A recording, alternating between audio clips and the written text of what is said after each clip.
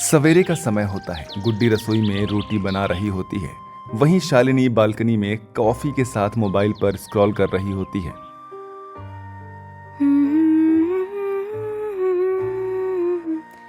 मेरा तुझसे है पहले का नाता, कोई यूं ही नहीं दिल लुभाता कोई। गुड्डी, जरा धीरे गाना, मेरी मेडिटेशन डिस्टर्ब हो रही है। अरे दीदी माफ करिए, आदत है सुबह सुबह गुनगुनाने की। हाँ, आदतें तो होती है और उन्हें बदलने में ही क्लास आती है। अरे शालिनी बहू, क्यों सुबह सुबह तू इतना भड़क रही है? मेडिटेशन कर रही है और फिर भी तेरा दिमाग हमेशा गुस्से में ही रहता है। अरे थोड़ा तो नरमी से बात किया कर। बस माँ जी, आपका ही बोलना रह गया था। मुझे पता था आप अपने इस गंवार बहू की ही सपोर्ट लेंगी। ऐसा कहकर शालिनी वहां से गुस्से में चली जाती है। कुछ देर बाद सभी खाने के टेबल पर बैठते हैं। अरे गुड्डी बहू, आज क्या है खाने में? पिताजी, आज खाने में मैंने आलू के पराठे, बूंदी का रायता और आलू गोभी की सब्जी बनाई है। वाह बहू, आज तो मजा ही आ जाएगा। मुझे तो आलू के पराठे बहुत पसंद हैं और बूंदी का रायता, हा, सच में आज तो दिन ही बन गया भैया। अभी राजेंद्र इतना बोलता ही है कि बीच में शालिनी बोल पड़ती है। ओह गॉड, इतना हैवी ब्रेकफास्ट भला कौन खाता है? गुड्डी, तुमने मेरे लिए क्या बनाया है? दीदी, मैंने तो बस यही बनाया है। ऐसे ही बनाने में सारा समय निकल गया। Are you mad? जब तुम्हें पता है कि आजकल मैं डाइटिंग पर हूँ और मैं इतनी हैवी ब्रेकफास्ट नहीं करती, तो तुम्हें समझना चाहिए ना कि मेरे लिए कोई हल्का नाश्ता ही बना दो या फिर सैलेड कट करके दे देती, मैं वही खा लेती। पर नहीं, तुम्हें तो घर वालों की तारीफें सुननी थी, जो तुमने सुन ली। नहीं दीदी, ऐसी कोई बात नहीं है। शालिनी बहू, ये क्या तरीका है बहू से बात करने की? गुड्डी भी इस घर की बहू है और तुम भी। अगर इतना ही था तो तुम खुद ही किचन में जाकर अपने लिए ब्रेकफास्ट बना लेती। मुझे पता था माँ जी, आपके बिना बोले तो रहा ही नहीं जाता। अगर मैं गुड्डी को कुछ भी बोल दूं, तभी आप बीच में टपक पड़ती हो। ओह गॉड, मुझे अब नाश्ता ही नहीं करना। ऐसा कहकर शालिनी डाइनिंग टेबल से उठकर अपने कमरे में जाने लगती है। दरअसल शालिनी बहुत ही अमीर परिवार से थी, जिस वजह से उसमें घमंड भी कूट कूट कर भरा होता है।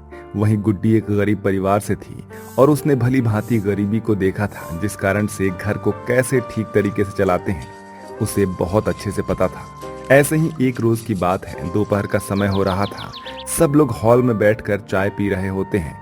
वहीं राजेंद्र बाबू चाय पीते हुए कहते हैं, अरे भाई, इस रविवार शर्मा जी के बेटे की शादी है। तुम सबको जाना है तैयार होकर। कहीं तुम लोग भूल तो नहीं गए? अरे बिल्कुल भी नहीं, भला हम कैसे भूल सकते हैं। और एक बात और बता दूं मैं कि इस बार बहुओं की साड़ियां मैं चुनूंगी, कोई बहाना नहीं चलेगा। हाँ मम्मी जी, प्लीज इस बार मुझे अपने स्टाइल से तैयार होने दीजिए। एक डिजाइनर लहंगा मंगवाया है ऑर्डर करके, आप भी देखेंगी तो देखती रह जाएंगी। ठीक है बहू, तेरा जैसा मन करे तू वैसा कर। गुड्डी बहू, तूने भी अपने लिए कुछ सोच रखा है तो तू भी बता दे। हाँ माँ जी, मैं तो वही अपनी पुरानी गुलाबी साड़ी पहन लूंगी। अभी ठीक ठाक है, उसे मैंने बहुत कम पहना है।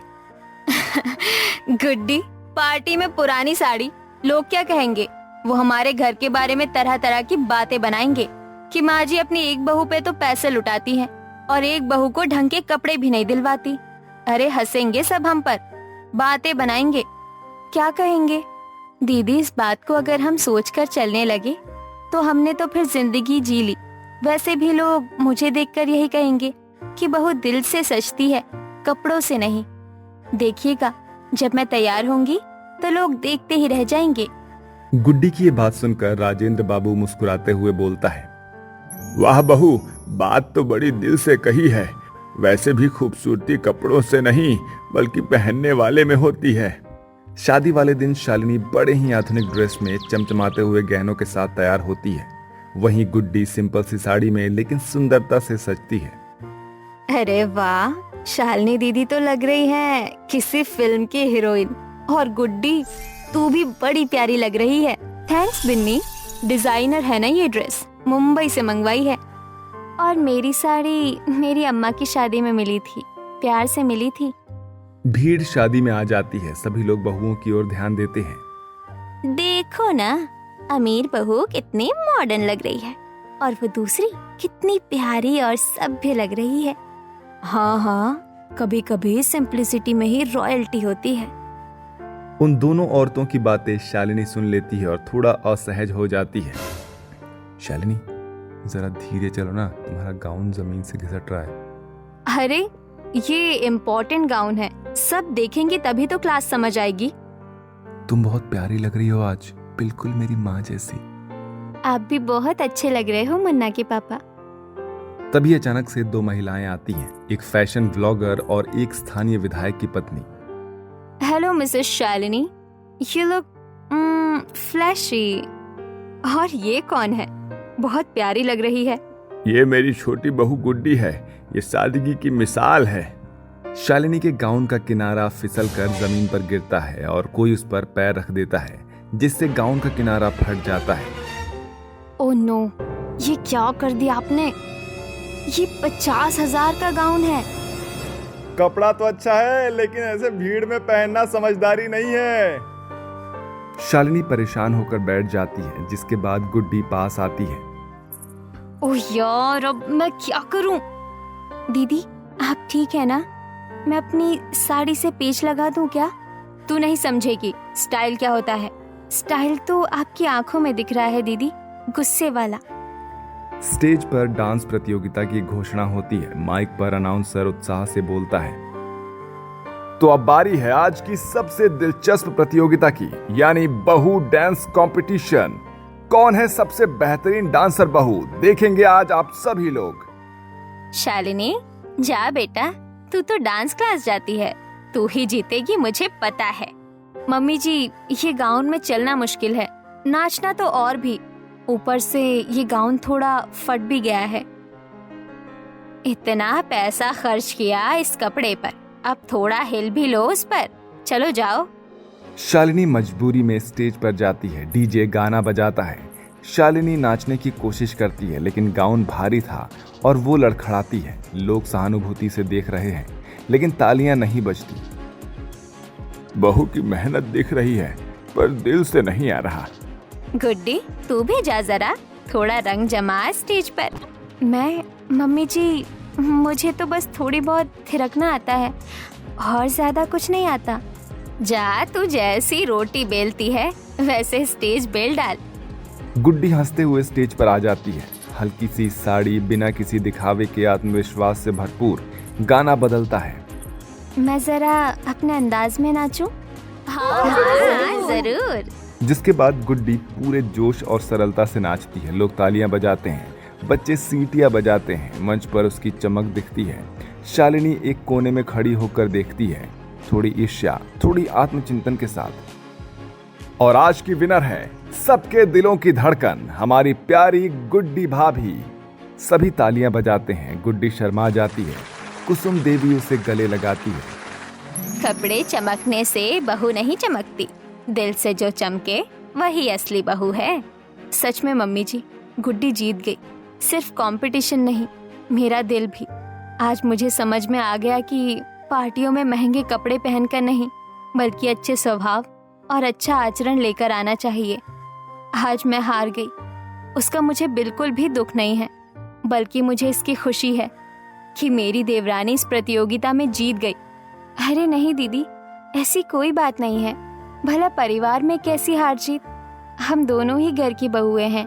मेरी हार आपकी हार और आपकी जीत मेरी जीत, तो भला हमारे बीच कैसी हार जीत? इसीलिए ये जीत है तो हम दोनों की है, और अगर हार है तो हम दोनों की। सच में गुड्डी, तुम बहुत ही अच्छी हो। हे ऊपर वाले, ऐसे ही मेरे परिवार को एक धागे में पिरो कर रखिए। यशोदा बहन, अरे ओ यशोदा बहन, अरे निकालो अपनी कुलक्षणी बहू को अपने घर से। हाँ हाँ, निकलो निकलो। अरे तुम्हारी बहू ने तो हमारे गांव का नाम मिट्टी में मिलाकर रख दिया है। भला कुंवारी विधवा बहू का बच्चा कैसे हो सकता है? आज पूरा गांव तुम्हारी बहू को यहाँ से निकाल कर ही रहेगा। अरे आप लोग इतना क्यों परेशान हो रहे हैं? आप लोग मुझे थोड़ा सा समय तो दीजिए। देखिए यशोदा चाची, हम सभी गांव वाले जानते हैं कि अब आपके साथ यही आपकी विधवा कुंवारी बहू रहती है। आपके बेटे के निधन के बाद यही आपकी आखिरी सहारा है। लेकिन हम भी क्या कर सकते हैं, हमारी भी तो मजबूरी है, क्योंकि तुम्हारी बहू को लेकर अब गांव में तरह तरह की बातें बनने लगी है। अरे आखिर तुम्हारी बहू का ये बच्चा किसका है? तुम्हारा बेटा तो आखिर मर गया है ना। अरे हाँ, मुझे सब पता है, लेकिन आप मुझे थोड़ा तो वक्त दीजिए ताकि मैं पता लगा पाऊं कि ये बच्चा किसका है। अगर सच में मेरी बहू ने कोई पाप किया होगा तो मैं खुद ही उसे आप लोगों के हवाले कर दूंगी और आप जो चाहे वो कर सकते हैं। ठीक है, जैसा आप कहें, लेकिन हम आपको 3 दिन से ज्यादा का समय नहीं दे सकते। उसके बाद गांव और गांव के पंचायत के सदस्य ये निर्णय लेंगे कि आपकी बहू के साथ क्या करना है। यशोदा के इस तरह कहने पर गांव वाले वहां से चले जाते हैं। वहीं घर के अंदर यशोदा अपनी बहू से जाकर पूछती है, देख कंचन बहू, बता दे कि ये लड़का किसका है। क्या ये सच में तेरा पाप है या फिर कोई और बात है? नहीं माँ जी, ये कोई पाप नहीं है। अब मैं आपको कैसे समझाऊं? अगर ये पाप नहीं है तो ये किसका लड़का है? क्योंकि मेरे बेटे का तो निधन हो चुका है ना। देख, या तो तू मुझे सच सच बता दे, या फिर तू जानती है कि गांव वाले तेरा क्या हाल करेंगे। माँ जी, मैं मजबूर हूँ, मैं आपको कुछ नहीं बता सकती, लेकिन आप मेरा इतना विश्वास कीजिए कि ये कोई पाप नहीं है। कंचन इस तरीके से अपनी सास को बहुत समझाने की कोशिश करती है, लेकिन वो उसकी एक नहीं सुनती। ऐसे ही 3 दिन बीत जाते हैं और तीसरे दिन गांव के लोग दोबारा से इकट्ठे होकर कंचन के घर के बाहर आ जाते हैं। देखिए यशोदा बहन, हमने आपकी बात मान ली, लेकिन आपने अभी तक हमें ये नहीं बताया कि ये बच्चा आपके बेटे का ही है या किसी और का। देखिए, मैं आप लोगों से माफी चाहती हूँ। मैंने बहुत कोशिश की कि मेरी बहू बता दे कि ये लड़का किसका है, लेकिन उसने कुछ भी नहीं बताया। अब आप जो करना चाहे वो आप कर सकते हैं। ठीक है यशोदा बहन, आप कहें तो गांव वालों, सरपंच होने के नाते ये आदेश देता हूं मैं कि कंचन को पहले यशोदा बहन के घर से निकाल के पेड़ के साथ बांधा जाए और उसे 100 कोड़े लगाया जाए। 100 कोड़े लगाने के बाद उसे और उसके बच्चे को जंगल में छोड़ा जाए ताकि जंगली जानवर उसका शिकार कर सके। इस तरीके से वो गांव वालों से बहिष्कृत भी हो जाएगी और उसे इस पाप का दंड भी मिल जाएगा। हाँ, सरपंच जी ने ये बिल्कुल ठीक कहा। कंचन के लिए ये सजा बहुत ही अच्छी है। लीला और सरपंच के इस तरह कहने पर गांव वाले कंचन को जबरदस्ती घसीटते हुए एक पेड़ के पास लाकर बांध देते हैं और उसे कोड़े मारने लगते हैं। लेकिन यहाँ सवाल ये था कि क्या कंचन के कोख में सच में किसी का नाजायज बच्चा था या फिर माजरा कुछ और है? ये जानने के लिए हमें कहानी में 1 साल पीछे जाना होगा। पंडित जी, आपको तो पता ही है कि हम कितने गरीब हैं। ऊपर से मेरा बेटा मांगलिक है। अब मुझे समझ में नहीं आ रहा कि मैं अपने बेटे की शादी कैसे करवाऊं।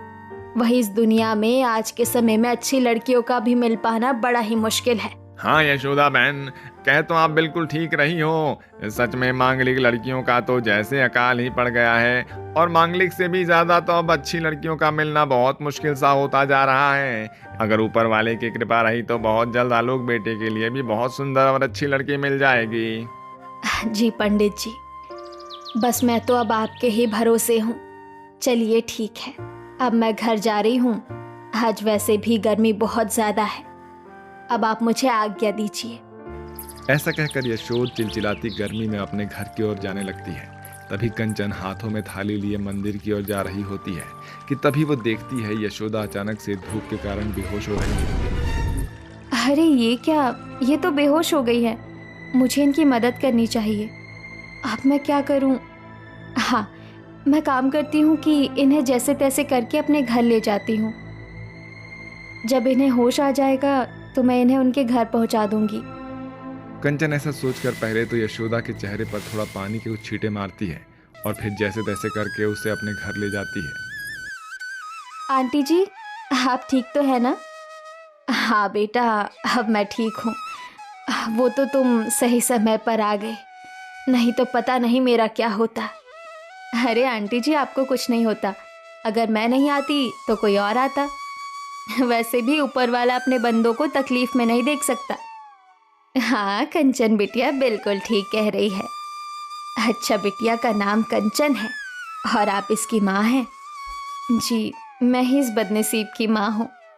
अरे आप ऐसा क्यों बोल रही हैं? क्योंकि सालों पहले कंचन के पिताजी का निधन हो गया था। तब से लेकर आज तक कंचन और ममता ही एक दूसरे का सहारा थे। अब ममता को कंचन की शादी की फिक्र सता रही थी, क्योंकि उसके पास दहेज के लिए एक फूटी कौड़ी भी नहीं थी। ममता की ऐसी बात सुनकर यशोदा को ऐसा लगा कि जैसे ऊपर वाले ने आज जानबूझकर ये समय का चक्रव्यूह रचा है ताकि वो यहाँ तक आ सके। वो बिना मौका गंवाते हुए यशोदा कंचन का हाथ अपने बेटे आलोक के लिए मांग लेती है और ममता भी ये सुनकर काफी खुश हो जाती है। अगर आपको दान दहेज नहीं चाहिए तो ये रिश्ता मंजूर है। आप बस दिन तय कीजिएगा। ये लीजिए कंचन बिटिया का जन्म कुंडली। ये शादी के दिन के लिए काफी उपयोगी होगा। जी जी, क्यों नहीं। ऐसा कहकर यशोदा कंचन की जन्म कुंडली लेकर वहां से चली जाती है और कुछ समय बाद वो पंडित जी से सारी बात साझा करती है, जहां पंडित ये बताता है कि कंचन मांगलिक नहीं है और उसका बेटा मांगलिक है, जिस वजह से आलोक पर थोड़ा संकट मंडरा रहा है, लेकिन वो इसका उपाय कर सकते हैं। ऐसी उम्मीद देखकर कंचन और आलोक की शादी करवा दी जाती है और कंचन अपने ससुराल आ जाती है। कंचन की आज सुहाग रात होती है, जहां पंडित जी जाकर कहते हैं, देखो बेटा, मुझे पता है कि आज तुम दोनों की सुहाग रात है, लेकिन मुझे ना चाहते हुए भी तुम लोगों को ये बात बताना होगा कि आज की रात तुम्हारी सुहाग रात नहीं हो सकती है, क्योंकि आलोक बेटा, तुम पर मंगल दोष है। इसलिए तुम्हें आज पूरी रात और कल पूरा दिन पीपल के पेड़ के नीचे ओम नमः शिवाय का जाप करना होगा, ताकि तुम्हारे ऊपर से मंगल दोष कट सके। ध्यान रहे कि मेरी बातों को तुम हल्के में मत लेना, ये बहुत ही गंभीर विषय है। जी जी जी जी जी जी जी पंडित जी, मैं समझ गया हूँ। अभी मैं पीपल के पेड़ के पास जाने के लिए निकलता हूँ। ऐसा कहकर आलोक वहां से चला जाता है, लेकिन आलोक अभी गया नहीं था।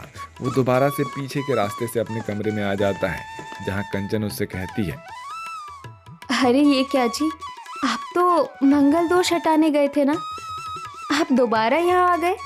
अरे भगवान, मैं मंगल दोष हटाने गया था, लेकिन मंगल दोष तो थोड़ी देर बाद में भी हट सकता है ना।